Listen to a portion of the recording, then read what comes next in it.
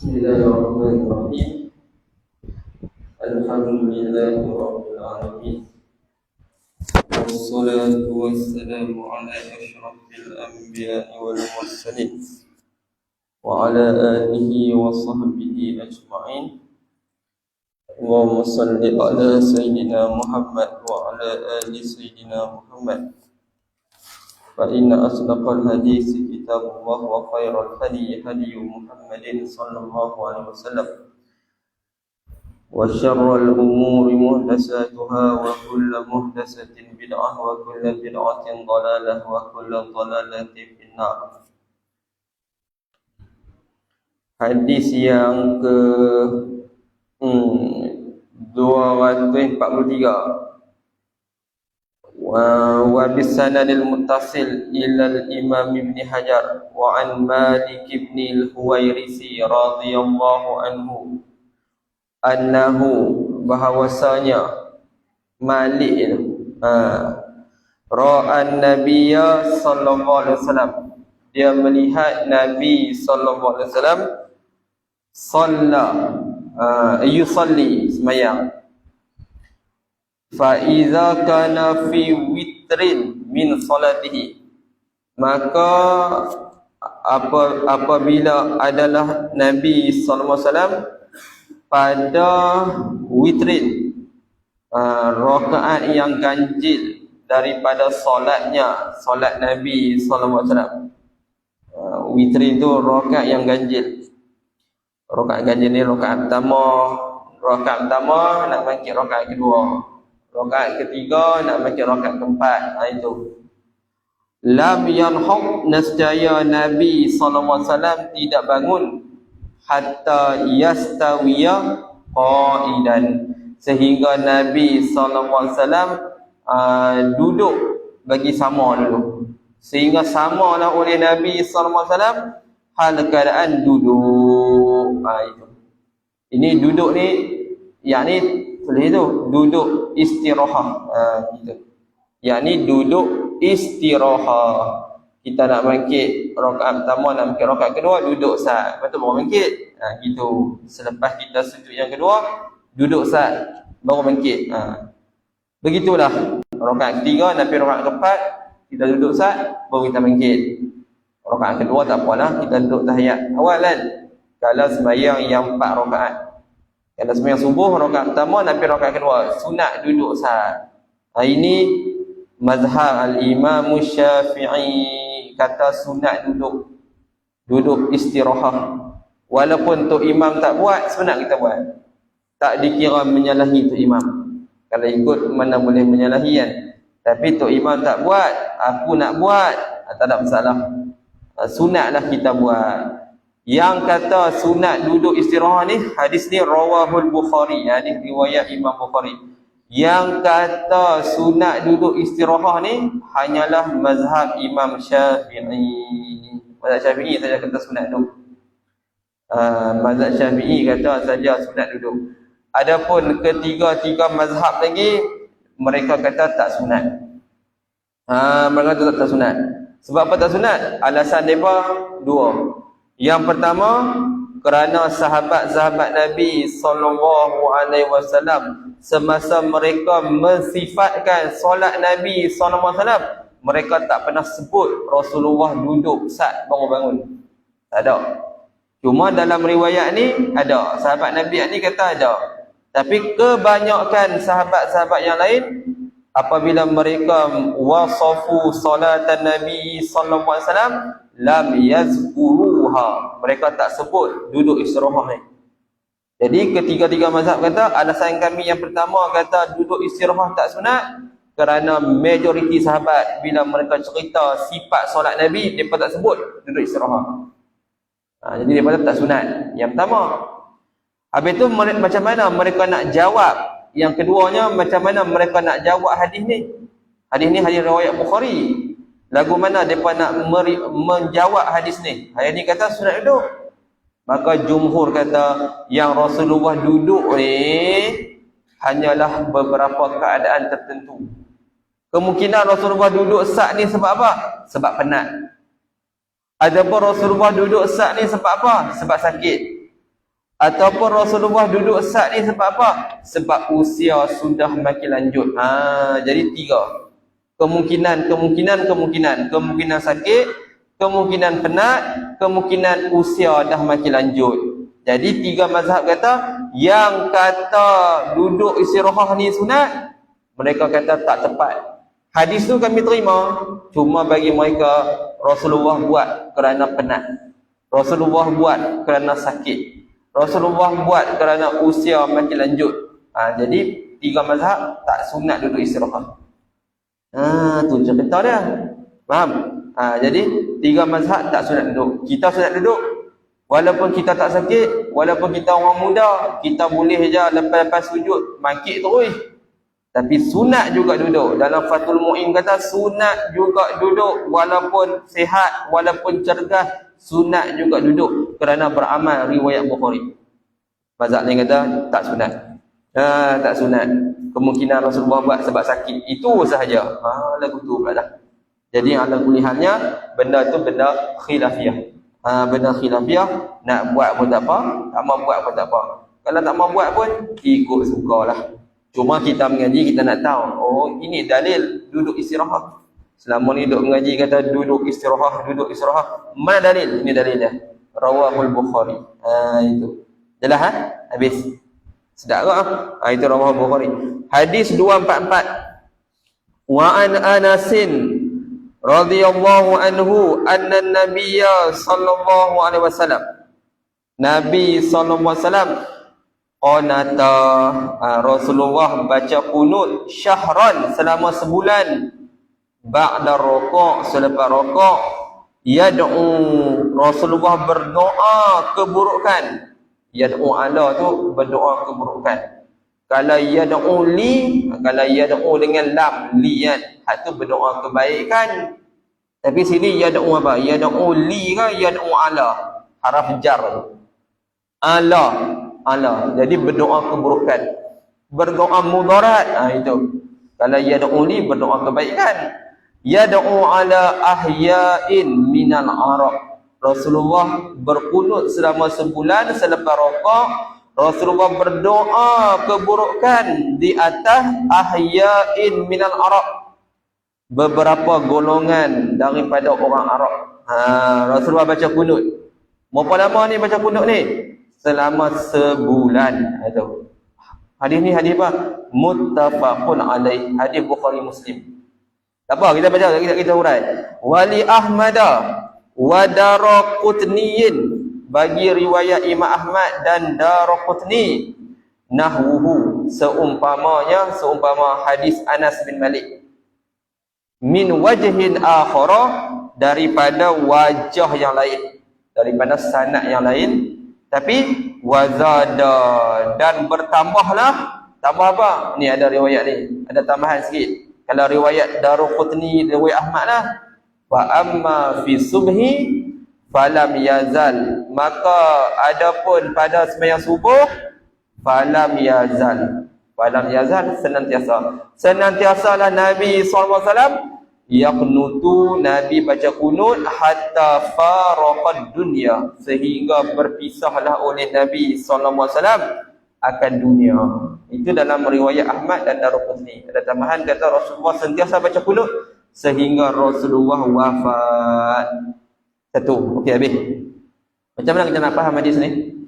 Jadi hadis ni nak cerita berkenaan pensyariatan kunut. Kunut ni khilafiyah. Hanafi dengan Hanbali tidak sunat baca kunut. Syafi'iyah sunat ab'ad baca kunut. Malikiyah sunat baca kunut. Maksudnya mudah cakapnya, Malikiyah dengan Syafi'iyah sunat baca kunut. Hanafiyah dengan Hanabilah tidak sunat baca kunut. Kenapa tak sunat? Kalau kita sunat baca kunut sebab kita pakai riwayat tu. Fa amma fi subhi tadi tu. Riwayat Ahmad dengan riwayat Daraqutni yang kata Rasulullah senantiasa baca kunut sehingga akhir hidup Nabi sallallahu alaihi wasallam. Riwayat itu dikeluarkan oleh Al-Imam Abdul Razzaq As-San'ani dalam kitab dia Musannaf Abdul Razzaq. Al-Imam Abdul Razzaq As-San'ani ni dia orang Yaman. Dia orang Yaman dan dia salah seorang daripada guru bagi Imam Ahmad. Dia yang keluar riwayat tu. Tapi riwayat itu ada perawi nama Abu Ja'far Ar-Razi. Perawi ni khilaf ulama hadis, khilaf ulama jarah wa ta'dil. Adakah dia boleh diterima atau tak diterima? Ada sebahagian kata Abu Ja'far Ar-Razi ini dia siqah, boleh dipercayai. Ada setengah kata Abdul Razak Abu Ja'far Ar-Razi. Abu Ja'far Ar-Razi tu sanad tu, dalam sanad yang kata Nabi baca kunut sampai pisah, sampai wafat tu. Salah seorang perawi tu nama Abu Ja'far Ar-Razi. Jadi Abu Ja'far Ar-Razi ni ada sebahagian terima periwayatannya siqatan. Dia tu huwa siqatun, dia tu siqah. Ada sebahagian ulama tak terima dia. Kata Imam Ahmad, laisa biqawi, dia tu tak kuat. Maksudnya tak kuat tu ingatan dia tak berapa. Tapi dia orang bagus. Cuma kadang-kadang ingatan dia tu jadi bercampur sikit. Ada setengah ulama kata sayyi'ul hifzi, dia tu ingatan tak berapa comel. Sebab itu sebahagian ulama tak pakai riwayat Daraqutni tu. Tak pakai Daraqutni. Sebab apa tak pakai? Kerana riwayat itu bagi mereka dhaif. Jadi dhaif tak ada kunut. Adapun sesahih-sahih hadis dalam masalah kunut ini adalah hadis Anas bin Malik yang kata Rasulullah kunut berapa lama? Sebulan. Menandakan yang Rasulullah baca kunut tu kunut apa? Kunut nazilah. Bukan kunut subuh. Nampak? Sebab itu Hanafi kata kunut tak ada. Subuh ni tak ada kunut. Nampak? Orang Hanafi kata kunut tak ada. Habis tu hadis yang Daraqutni apa tu? Itu riwayat tu dhaif. Bagi mereka dhaif. Depa pakai riwayat mana? Riwayat Anas bin Malik. Riwayat Anas bin Malik kata Rasulullah kunut selama sebulan. Jadi dalam riwayat Anas bin Malik ini sebut kata Rasulullah kunut selama sebulan.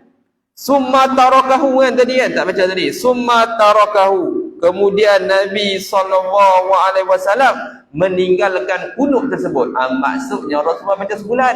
Lepas tu Rasulullah berhenti baca kunut. Kalau kunut tu kunut subuh, dah tentu Rasulullah baca sampai akhir hidup.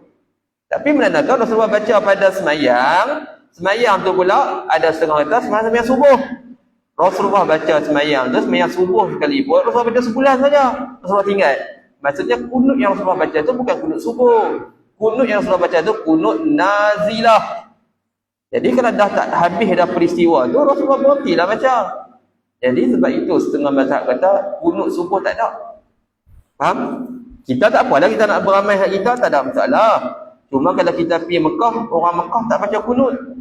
Dia pakai Hambali dengan pakai Hanafi. Ini hujah mereka. Kita jangan kata mereka tak jumpa ke hadis Daraqutni tu. Kenapa tak jumpa pula? Mereka jumpa hadis tu. Cuma bagi mereka hadis tu dhaif. Mereka lebih pakai hadis riwayat Anas.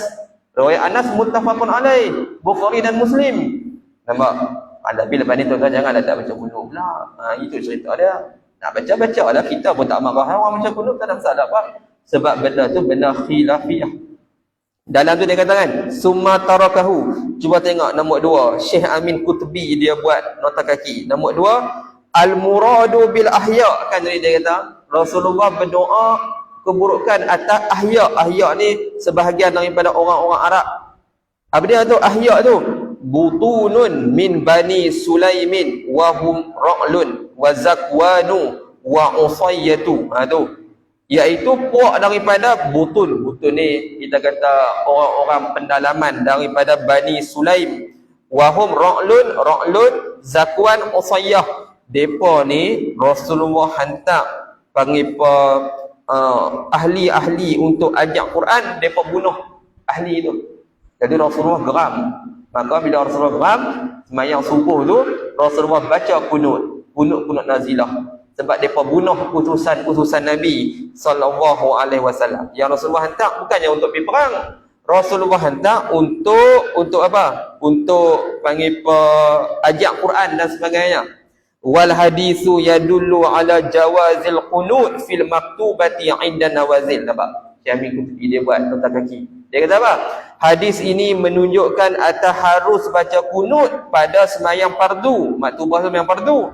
Indan nawazili, ketika nawazil. Nawazil tu ketika berlaku peristiwa. Nazilah, jamak daripada nazilatun, nazilatani, nawazil.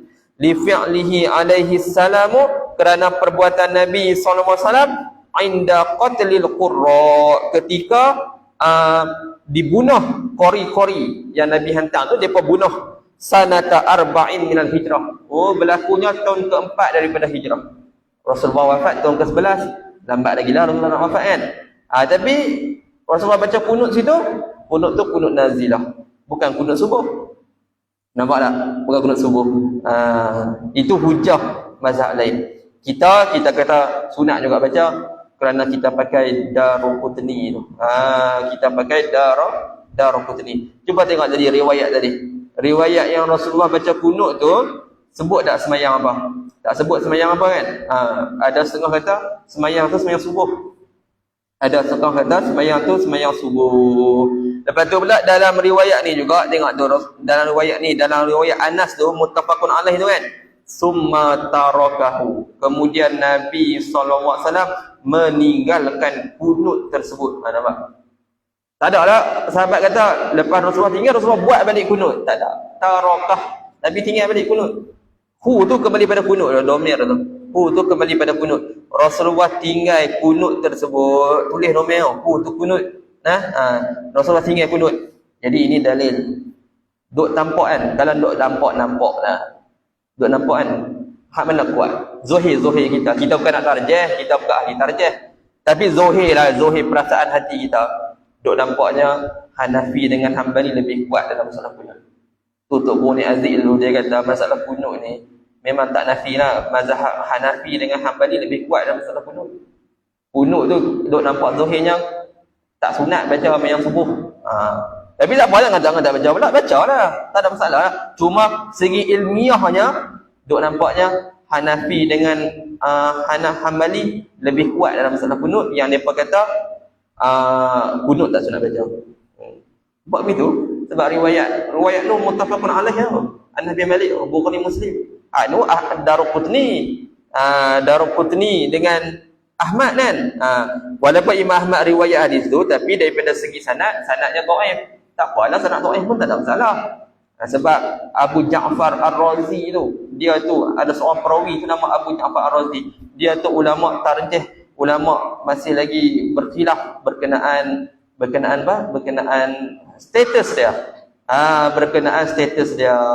Adapun tadi hak tu Bukhari dan Muslim. Sebab itu dalam syarah ni disebut fahazihi ziyadah law kana rawiha siqatan lam tuqbal minhu li mu'aradatiha ma huwa aqwa minha. Fakaifa wa qad tafarrada biha man fi hifzihi dhafun. Ini kata Syekh Dr. Nuruddin Itar dalam syarah dia I'lamul Anam. Dia kata apa? Ziyadah yang ada dalam Daruqutni tadi, fa amma fi subhi falam yazal yaqnutu hatta farqa dunia tu, kata Syekh Dr. Nuruddin Itar, dia kata sekalipun kalau kita andaikan Abu Ja'far Ar-Razi tu dia tu siqah sekalipun, tapi riwayat dia tak boleh lawan lagi riwayat Bukhari dan Muslim yang lebih kuat daripada riwayat dia. Lagi pula dia pula berseorangan meriwayatkan hadis tu. Dalam masa yang sama ada pula ulama kata dia tu dhafun, lemah daripada segi ingatan. Nampak? Maksudnya Dr. Muhammad itu kata ada dua situ. Riwayat dia tak boleh lawan lagi riwayat Anas bin Malik, kerana riwayat Anas bin Malik lebih kuat. Satu. Dan yang kedua pula, dia pula tafarrud. Dia ada riwayat hadis tu, dalam masa yang sama dia tu pula ada ulama kata dhafun. Bukan dhafun daripada segi adalah dia okey, dia tu orang bagus, kepercayaan, cuma ingatan. Bila dah tua ni mungkinlah ingatan pun jadi pusing sikit, jadi pening sikit. Jadi dua sebab itu Dr. Nuruddin Itar dia tarjih, bukan saya tarjih. Dia kata riwayat Hanafi mazhab Hanafi Hanbali lebih kuat dalam masalah kunut, tak payah baca pada sembahyang subuh. Kalau nak baca juga ketika nazilah Palestin apa semua tu, itu baru baca. Mazhab depa kita baca-baca tak apa. Tapi jangan tak pelik lah buat kunut kan. Kalau orang tak mau baca, bagi dia kata bagi saya lah, saya pakai Dr. Nuruddin Itar, dia kata tak apa kuat yang mazhab Syafi'i ni. Tak apa. kita tengah marah, maybe kat dia lah. Dia pun hormat mazhab Syafi'i, cuma dalam masalah kunut dia kata tak apa nak kuat. Gitu. Boleh ah? Ini penting mengaji yang penting mengaji. Dulu orang kata kenapalah ada mazhab kata kunut boleh baca, ada kata kunut tak sunat baca. Kenapa jadi macam tu? Kita tak mengaji hadis, bila mengaji hadis jumpa. Bila kita hurai nampak nah. Oh, patut jadi lagu tu. Berkhilaf-khilaf ulama dalam masalah kunut tu, pemahaman depa tu berbeza. Gitu. Boleh? Habis. Hadis 245. Wa bihi ilaihi wa anhu, daripada Anas lagi. Domirhu tu kembali pada Anas. Anna nabiyya sallallahu alaihi wasallam kana la yaqnutu, adalah Nabi sallallahu alaihi wasallam tidak baca kunut illa iza da'a li qaumin aw da'a ala qaumin, melainkan apabila Nabi berdoa kebaikan untuk satu kaum ataupun berdoa keburukan untuk satu kaum. Ini hadis ni diriwayat oleh Sahahahu Ibnu Khuzaimah.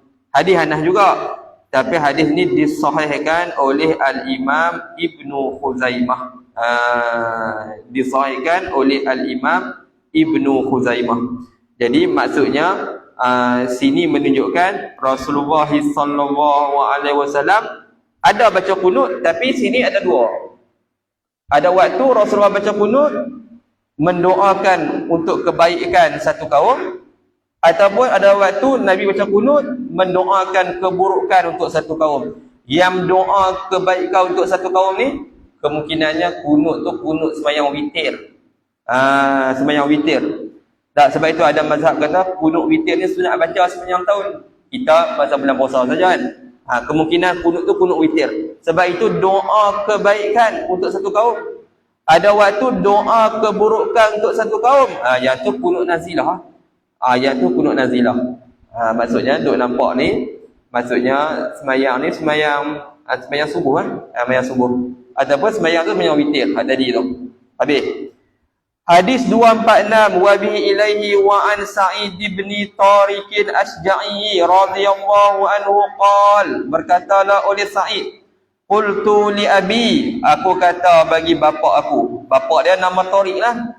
Ya abati, wahai bapakku, innaka qad sallaita khalfa Rasulillah sallallahu alaihi wasallam, engkau pernah solat di belakang Nabi sallallahu alaihi wasallam, wa Abi Bakrin, dan pernah juga solat di belakang Abi Bakar, wa Umar, dan juga pernah juga solat di belakang Umar, wa Utsman, dan juga pernah juga solat di belakang Sayyidina Utsman, wa Aliin, dan juga Sayyidina Ali. Afakanu yaqnutuna fil fajri, adakah dulu mereka itu Abu Bakar, Umar, Utsman, Ali, mereka baca kunut pada sembahyang subuh? Dia tanya ayah dia. Dulu ayah sembahyang dengan depa ni, depa baca kunut ke tak baca kunut? Baca kunut ke tak baca kunut? Maka qal, berkatalah oleh abati tu, ayah aku, berkatalah oleh Tariq Ashja'i itulah ayah dia, ai bunai, ai tu ya, wahai anakku, muhdas dia kata. Dia kata muhdas. Muhdas ni apa dia? Bid'ah dia kata. Pula dah. Dia kata bid'ah. Ai bunai, muhdasun dengan maksud ai huwa muhdasun. Baca kunut ketika sembahyang subuh tu, ayah dia kata muhdas, bid'ah. Maksudnya bahasa mudahnya, Abu Bakar tak buat, Umar tak buat, Utsman tak buat, Ali tak buat. Tak apa riwayat tu. Tapi janganlah faham kata kita nak buat ni. Kalau bid'ah pun, sekalipun bid'ah pun, bid'ah hasanah. Itu je lah. Faham? Tapi dia tanya ayah dia kata, aku duduk semayang belakang mereka dulu. Aku tak pernah tengok lah mereka baca kunut. Macam tu, subuh tu. Tak baca, tak baca. Tapi sini ada satu iskal, satu kemuskilan. Kemuskilannya ada riwayat pernah satu ketika Sayyidina Ali baca kunut. Baca kunut tu ketika mana Sayyidina Ali berperang dengan Sayyidina Muawiyah. Peristiwa mereka dua lah, tak apalah tu. Ijtihad mereka kan. Muawiyah bertemu dengan Ali radhiyallahu anhuma. Mudah-mudahan Allah Ta'ala redha bagi mereka berdua. Sayyidina Ali baca kunut. Maka kata ulama hak Ali baca tu bukan kunut subuh. Hak Ali baca tu kunut nazilah. Jadi gitu lah. Sebab takut kata ada riwayat biasa dengar Ali baca kunut ni. Ni dalam riwayat ni kata Sa'id, kata Tariq Asy'ari, ayah dia. Anak dia nama Sa'id. Tariq kata Tariq kata pemayang belakang khulafa ni, Ar-Rasyidin ni, mereka tak pernah baca kunut. Mereka tak pernah baca kunut.